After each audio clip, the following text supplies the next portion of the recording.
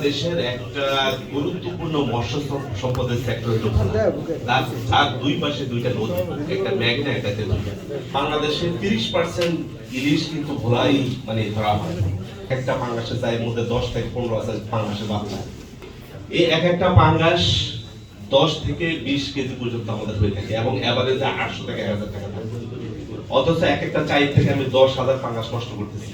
ভোলার যে চরগুলো আছে, চরগুলো মাছের একটা ব্রিডিং গ্রাউন্ড। এগুলোকে চারাগির দিকে চরগেরা জাল ব্যবহার করা হয়। ভোলার যত মাছ ধরে মানুষ ম্যাক্সিমাম মাছই 90% মাছ ধরা ইলিগাল জাল দিয়ে। আমরা এই জালগুলো ধরতেছি, আবার এই জালগুলো উৎপাদন হচ্ছে।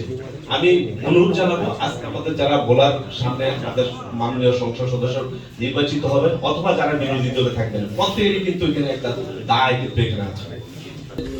ভোলা বন বিভাগের 3060 একর বনভূমি রয়েছে।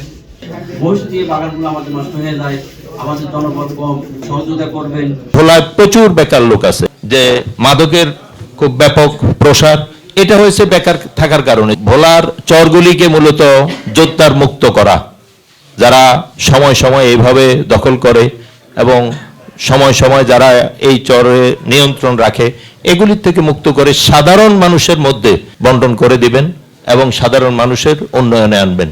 সুতরাং এই বিষয়গুলি আজকের এই সভার এবং সকলেরই উদ্দেশ্য এবং আদর্শ থাকবে।